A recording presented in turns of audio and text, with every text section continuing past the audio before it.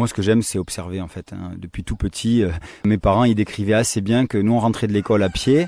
Donc le village, il est à 2 kilomètres. Le bus, quand on était au collège, nous laissait pas très loin. On rentrait à pied. Et du coup, des fois, la nuit tombait, on me voyait pas arriver. Et en fait, on savait que c'était le moment où il fallait venir me chercher quelque part sur le parcours, soit au bord d'une prairie pâturée par un troupeau, ou au bord de l'étang où on avait des canards et des oies. En fait, il y a pas de temps perdu en élevage, tout comme il n'y a pas de temps perdu en naturalisme. C'est pour ça que je me permets de faire fusionner les deux. En fait, c'est de l'attention à l'autre. Et on est toujours très heureux de parler de nos soignants, de parler de nos corps médicaux, de parler de nos fonctionnaires qui sont là pour nous aider.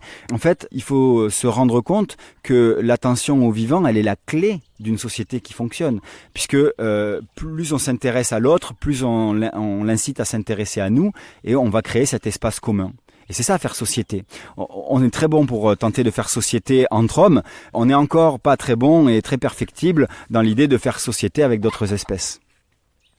Non pas que les hommes et les animaux soient égaux en tout. Moi, je suis pas forcément antispéciste, animaliste jusqu'à la moelle. Évidemment, j'aime l'animal, mais je suis bien conscient que l'homme a gagné sur le plan conquête des territoires. On occupe toute la planète et que l'animal, il cherche la voie. Mais j'aimerais qu'on soit plus ouvert à l'accueillir. J'aimerais qu'on soit plus ouvert à le prendre en compte et à prendre en compte ses besoins. En élevage, c'est exactement ça. On prend en compte les besoins de l'autre espèce et on tâche de configurer nos habitats en fonction d'elle. C'est bête, mais tu vois, moi je rêve d'habitats humains et animaux partagés. Autrefois, dans toutes les fermes d'Europe, ça je l'ai vu au Portugal, je l'ai vu en Europe de l'Est, jusqu'en Turquie. Il y a beaucoup de fermes pastorales qui proposaient aux hommes de vivre en haut et aux bêtes de vivre au rez-de-chaussée. Ça, c'était tout simplement pour mieux se surveiller, se protéger, mais c'était aussi pour se chauffer, pour optimiser un logement pour deux, donc une coloc. Et moi, je rêve de reproposer à mon espèce des types d'habitats qui intègrent l'autre. Donc, c'est des nichoirs, c'est des hôtels à insectes, etc., intégrés à l'habitat, mais c'est également peut-être des pièces dévolues à l'animal domestique qui vit auprès de nous, et recréer un vivre ensemble qu'on a complètement perdu dans nos sociétés. Un qui s'est fait mal à la patte. Tiens. Ça arrive qu'un oiseau se coince la patte entre deux pierres ou qu'il y ait une bagarre entre deux. Voilà, on n'est pas à l'abri. L'éleveur, c'est aussi celui qui prend soin, qui soigne, qui manipule. Je sais qu'aujourd'hui, on a une brebis à soigner. Il va falloir l'attraper, lui couper son onglon et désinfecter. Bon, voilà, il y a quand même un soin. Hein. On est face à des animaux qui sont très débrouillards, mais qui quand même s'ils sont capables de guérir de pas mal d'affections par eux-mêmes et par leur génétique très résiliente, il va quand même falloir de temps en temps qu'on intervienne. T'as vu la grue qui impose sa marque ? Là, elle dit, vous êtes tous très mignons, vous êtes tous très nombreux, vous vous mettez sur la gueule entre vous, mais ici, il y a quand même qu'une maîtresse à bord. Elle s'appelle Makeda. Makeda, c'était le prénom de la reine de Saba. Donc là, voilà. Une belle reine africaine. Tu m'apprends que la reine de Saba avait effectivement un prénom, Makeda. Tout à fait.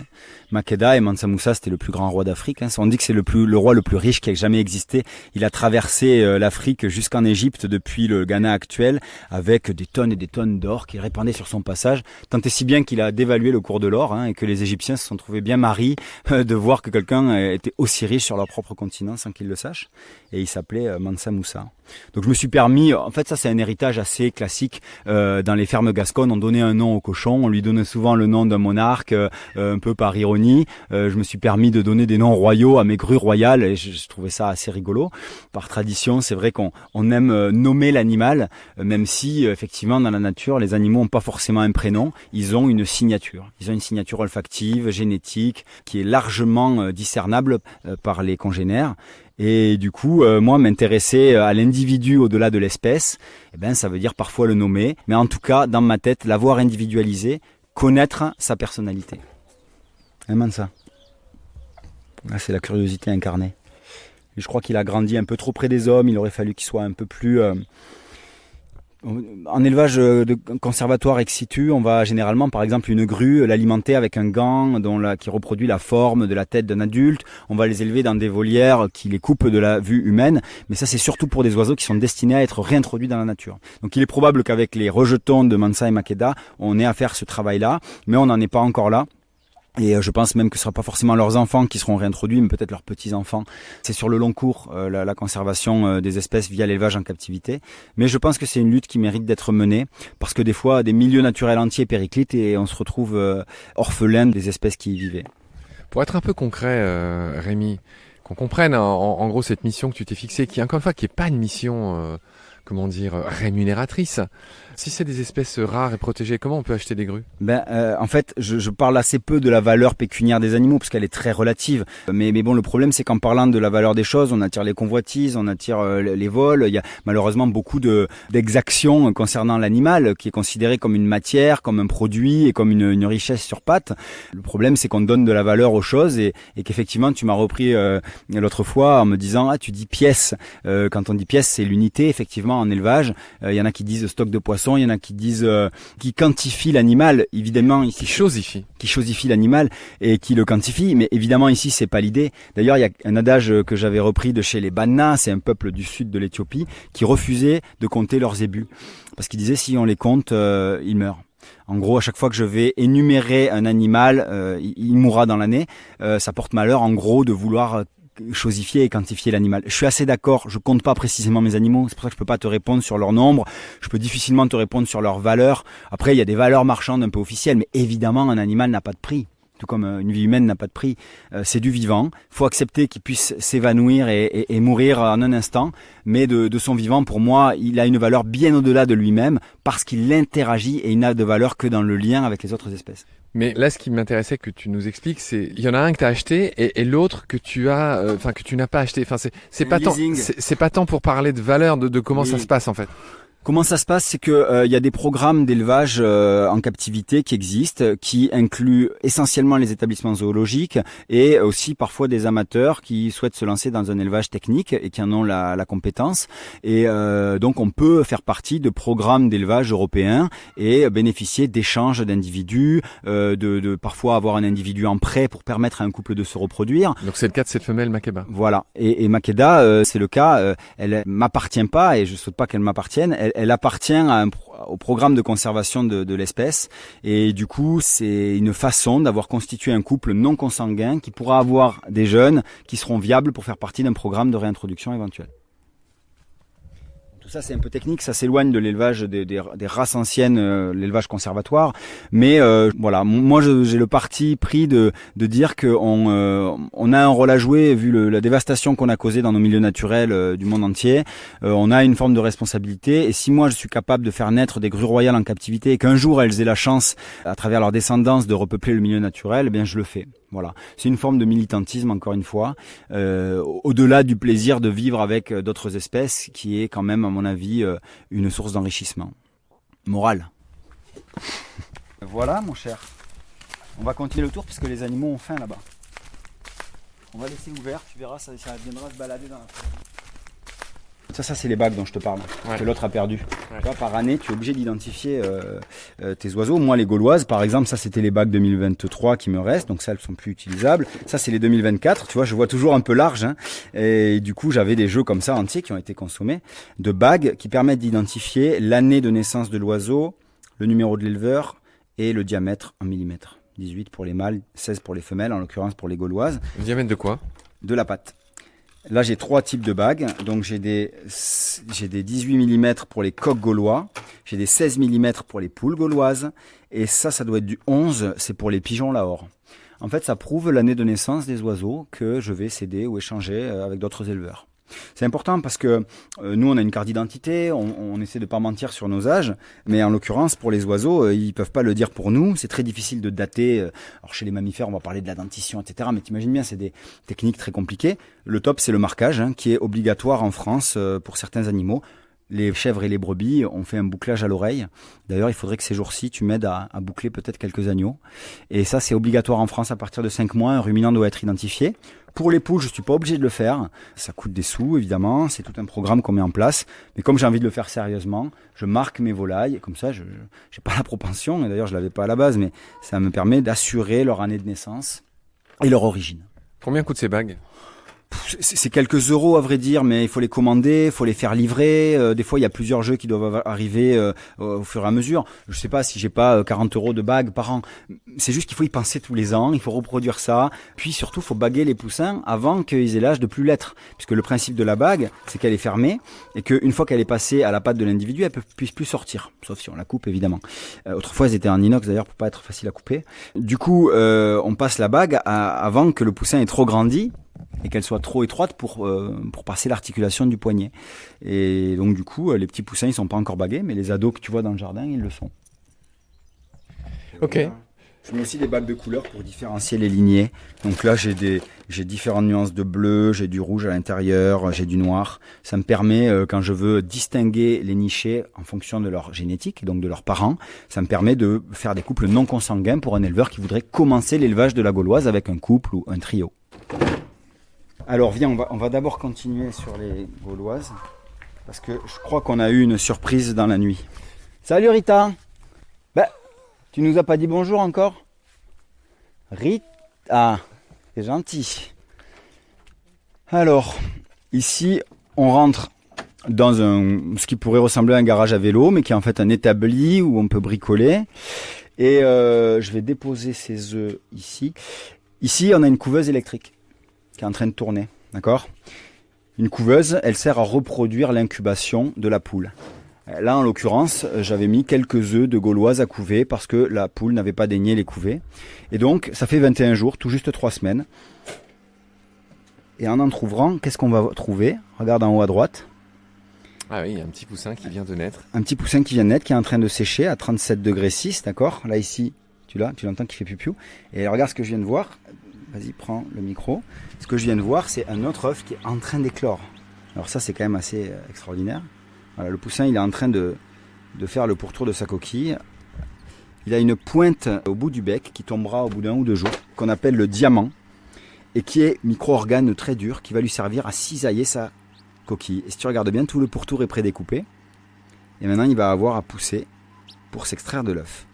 Il faut dire qu'il va être encouragé par les pioussements de son frère, qui lui a déjà éclos. Donc là, on a l'œuf, la coquille qui est vide, on retire. Et on a un petit poussin qui est né dans la nuit, voilà, et qui est, je referme pour pas qu'il y ait un choc thermique trop fort. Ça, c'est un petit poussin de gauloise doré. Alors, c'est intéressant, c'est qu'on voit le diamant. Regarde le bec comme il est anguleux au bout. Ça, c'est ce qu'on appelle le diamant. Hein. C'est un petit élément osseux, en fait, qui est éphémère, hein, qui va tomber au bout d'1 jour ou 2, mais qui lui a servi à casser la coquille, qui est très costaud, évidemment. Et le poussin, il est complètement mimétique. Hein. On voit qu'il a cette couleur qui est plutôt chamoisée, doré clair, et ces lignes brunes et presque blanches sur le dos qui vont créer un camouflage idéal pour se cacher des prédateurs dans la nature. Alors le petit poussin gaulois, ben voilà, hein, s'il n'a pas de maman, alors j'essaierai de le faire adopter par une poule qui est en train de couver des œufs, mais au tout début, ben, c'est à moi de jouer ce rôle-là. Donc là, évidemment, ma voix, alors déjà je parle aux œufs, moi, quand je viens, parce qu'il y a déjà une écoute à travers le développement auditif de l'oiseau dans son œuf. Et une fois qu'il naît, ben, tous les premiers sons sont très importants. Tous les premières images, les premiers sons, le premier environnement que le poussin croise, c'est assez primordial. Hein. Et donc c'est en ça que l'animal est bien domestique, c'est qu'il est réceptif à la voix humaine, et toute sa vie durant, il sera assez proche de l'homme.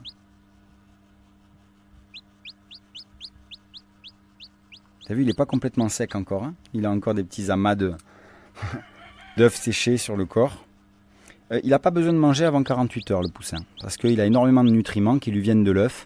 Et comme la poule, en général, elle attend que tous les œufs soient éclos, elle peut attendre jusqu'à 72 heures. Moi, j'ai des gauloises, des fois, je leur dis, mais les filles, il faut sortir du nid. Là. Il y en a, ils sont nés il y a 2 jours et demi. Non, elles attendent. Et les poussins, ils ont en eux assez de nutriments et d'eau pour survivre 3, peut-être même plus, 3-4 jours. Et donc du coup, il n'a pas besoin de manger tout de suite. Ce dont il a besoin, c'est de chaleur et de protection. Donc du coup, il y a une partie éleveuse de l'autre côté et on va le transporter là-bas. Alors idéalement, je le laisserai avec son frère qui a besoin d'encouragement pour finir d'éclore. Mais le problème, c'est que comme c'est une couveuse à retournement, il pourrait aussi se coincer entre 2 rangées d'œufs et mourir. Donc je préfère le mettre en éleveuse. Ça veut dire quoi, retournement ? Alors, l'œuf de la poule, quand il est incubé, il a besoin d'être retourné. Pourquoi? Parce que sinon l'embryon pourrait coller à la paroi de l'œuf intérieur. Donc la poule, ça c'est méconnu, mais tous les oiseaux, les colibris, les goélands, les émeus, enfin tous les oiseaux, les 10 000 espèces d'oiseaux retournent leurs œufs pendant l'incubation. Donc c'est la femelle, ou le mâle quand c'est le mâle qui incube, qui va avec son bec donc, se lever et retourner l'œuf avec son bec. Et donc le faire légèrement rouler. Pas forcément un demi-tour complet, mais plusieurs fois par jour, un petit mouvement, un petit quart de tour. Comme ça, l'œuf aura fait sa révolution dans la journée. Et tous les jours, ils vont comme ça faire rouler l'œuf avec leur bec ou leur corps, et de façon à ce que l'embryon n'adhère pas à la paroi. Donc nous, en incubation artificielle, qu'est-ce qu'il faut faire? Il faut faire ce retournement. Soit c'est manuel, donc plusieurs fois par jour, il faut venir retourner l'œuf d'un quart ou d'un tiers. Ou alors, c'est des couveuses comme celle-ci qui proposent ce retournement par elles-mêmes. Donc c'est une nacelle qui en fait va faire tout un mouvement dans la journée et qui va faire se balancer l'œuf d'un côté à un autre. Tout doucement, hein, bien sûr. Mais au moins, il n'y a pas d'adhésion et ce poussin a pu se développer au milieu de l'œuf sans coller aux parois. Et ils sont magnifiques ces petits poussins, on dirait vraiment des poussins d'oiseaux sauvages. Hein. Moi j'ai vu des poussins de tétras, des poussins de faisans, etc. Ou de perdrix. Et c'est exactement ça. Hein. Je veux dire, il y a très très peu de différence, notamment à la naissance. Et donc là, on a un futur coq ou une future poule gauloise qui grandira pour renforcer les effectifs de la race. Et oui, moi aussi je préfère que tu naisses sous une maman, mais là, elle a choisi de ne pas vous incuber. Donc là, le frérot, on va le laisser. Il ne faut pas trop ouvrir parce qu'il faut que l'hygrométrie soit constante. Donc du coup, on remplit des petits bacs d'eau qui vont augmenter l'hygrométrie. Et ça va, tout ça, un peu ramollir, non pas la coquille, mais la membrane intérieure. Faciliter quand même le découpage de la coquille. Et donc la naissance de l'oisillon. Parce qu'on imagine bien que sous le corps d'une poule, il fait chaud, mais il fait aussi humide. Puisqu'il y a l'hygrométrie, l'humidité de la maman qui est communiquée aux œufs et donc aux oisillons. Alors la poule, comme beaucoup d'oiseaux peu voiliers, elle fait des poussins qui sont nidifuges, qui vont quitter le nid à la naissance, par opposition aux poussins nidicoles d'une mésange ou d'un albatros, qui eux vont rester au nid et vont devoir être nourris au nid. Le poussin nidifuge, il suit sa mère au bout de quelques heures, capable de sortir du nid assez vite. Et surtout, très important, les premières plumes qui vont se développer sur lui, ce sont celles des ailes, les rémiges primaires et secondaires, qui vont lui permettre, en quelques jours à peine, de monter dans l'arbre avec sa mère. Et là, si on remarque bien, pour tout dire, il a déjà des plumes. Hein. Tu vois, il vient de naître et les plumes sont déjà en formation. Il y en a une aile de tout petit gaulois. Ça vit combien de temps, une poule ? Une poule, ça peut vivre une dizaine d'années. Maintenant, il y a des signes de vieillissement à partir de 4-5 ans. Moi, je soupçonne l'élevage un peu moderne d'être passé par là et d'avoir un peu shorté, raccourci l'espérance de vie. En général, on dit qu'un animal en captivité vit plus longtemps qu'un animal sauvage, mais ça, c'est surtout lié au fait qu'il est pas soumis à la prédation, puisqu'on l'en protège. Moi, je pense que quand même, aujourd'hui, une volaille de production, elle est bonne à jeter au bout de 2 ans, 3 ans. Donc, tous les éleveurs veulent des poules de 2-3 ans, et après, elles sont considérées comme de réforme, et elles passent à la casserole. Et comme on optimise cette croissance rapide, cet optimum précoce, eh ben, évidemment, on anticipe la vieillesse qui va arriver plus tôt. Et malheureusement, la plupart des volailles fermières vont être vieillissantes à partir de l'âge de 5 ans. Quoi. Sauf que nous, on a des poules super mamans, super reproductrices qui vont avoir 6-7 ans. Tu veux une photo ? Allez, regarde, le petit gaulois et le condor, ça fait un super mix. Attends, je vais voir le condor. Tac, tac. C'est énorme, il déploie ses ailes en arrière-plan. Alors attends, je vais en faire une, on voit que les ailes. Eh chouchou, il est bien mobile celui-là. Ben, parce qu'il a l'instinct, il se dit merde, mais attends, il n'y a pas mes frères et sœurs, il n'y a pas ma mère, ça devient compliqué cette histoire. Ben pas mal, hein. Non ? Qu'en dis-tu ? Excellent. Cette proximité avec le condor, ouais, avec le petit poussin est pas mal. En fait, un poussin de condor, il est nidicole. Du coup, il va être au nid, il va être alimenté par la régurgitation de ses parents qui se sont alimentés sur des cadavres d'animaux. Donc, chez les nécrophages, comme les vautours du Nouveau Monde, comme ceux de chez nous, ils vont élever leur poussin au nid, qui va avoir une croissance relativement lente et qui devra un beau jour déployer son immense envergure pour voler de ses propres ailes. Mais en cela, il aura été accompagné toute sa première phase de vie durant par ses parents au nid, qui viendront le nourrir au nid. L'inverse du poussin qui, lui, va suivre sa maman dans la haie dès un jour ou deux. Il est capable de suivre assez loin sa maman et ils ont déjà des muscles très développés pour pouvoir marcher. C'est intéressant ce que tu racontes sur nidicole, nidifuge. Cette dichotomie-là, ces deux grands groupes finalement du vivant, se retrouvent dans d'autres groupes. Je pense aux mammifères, je pense par exemple aux jeunes antilopes qui sont capables de courir 15 minutes après être nés. Ce qui n'est pas du tout le cas par exemple d'un bébé humain qui marche au bout de je sais pas combien de temps, mais c'est beaucoup plus long. C'est vrai. Les capacités d'adaptation du nouveau-né sont parfois assez remarquables. Et on va avoir comme ça des animaux qui sont tout de suite capables de suivre leur mère. Cela dit, les ruminants comme l'antilope ou chez nous le chevreuil vont certes avoir des capacités à suivre les parents, mais vont aussi en parallèle avoir des phases de repos où la mère va imposer ce comportement presque plus nidicole à ses petits qui vont l'attendre, lover à un endroit bien caché, bien camouflé dans la savane ou dans la prairie et où elles vont venir les allaiter temporairement. Donc là on est sur un cas un peu intermédiaire avec ces animaux-là, capables de suivre la maman mais aussi capables de l'attendre longtemps alors qu'elle fait des déplacements trop importants. Regarde. Voilà. Ça c'est son premier lieu de vie, donc on appelle ça une éleveuse. Donc là le poussin va prendre le chaud de la lampe qui va le porter à 35 degrés les premiers jours. Ensuite, on va doucement diminuer.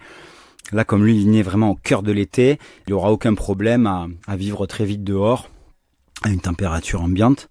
Mais les premières heures, il faut qu'il ait cette chaleur parce qu'il va devoir beaucoup dormir, tout en emmagasinant cette énergie. Il va beaucoup dormir. Tu vas voir, à bout d'un moment, il va s'allonger. Il bénéficiera de la chaleur de la lampe. Donc là, c'est des lampes à infrarouge qui reproduisent la chaleur de la mer, tout simplement. Tu vois, il est KO. Un petit poussin, c'est comme un nourrisson, hein, ça a besoin de beaucoup dormir. C'est pour ça qu'au tout début, quand ils sont vraiment tout petits, la mère bouge peu. Elle va trouver un coin calme et elle va beaucoup réchauffer ses poussins. Ça leur permet d'emmagasiner de la chaleur, de l'énergie, et c'est en ça que les oiseaux et les reptiles sont quand même bien apparentés. Hein. Les reptiles étant des animaux ectothermes qui vont emmagasiner de la chaleur pour produire de l'énergie et pouvoir se déplacer. Les oiseaux, il y a quand même encore ce besoin de chaleur au premier stade de leur vie. Ce que tu viens de dire, pour être parfaitement clair, c'est que la grande différence entre les reptiles et les oiseaux, c'est que les oiseaux sont des animaux à sang chaud, mais qui a cette parenté qui fait qu'au début de leur vie, c'est ce que tu viens d'expliquer. Ils ont l'incubation en commun, évidemment, les reptiles pour la plupart. Hein, il y a quelques reptiles qui sont vivipares, voire ovovivipares, mais la plupart sont ovipares, donc ils vont pondre des œufs qui vont devoir être chauffés, la plupart du temps dans le sol, et pour pouvoir se développer dans l'œuf et ensuite éclore. Et le reptile va conserver ce besoin thermique toute sa vie durant, alors que l'oiseau va le perdre au cours de l'adolescence. Le sang chaud va faire son office et ils vont devenir complètement indépendants de ce facteur thermique, en tout cas beaucoup plus que le sont les reptiles. On va le laisser là, lui. On va le laisser là et on va faire notre outing des chèvres et des brebis. Elles en ont plein le cul d'être enfermées. Salut Adèle, ça va ? T'as trouvé des œufs ? Bon, ça va. Bonjour.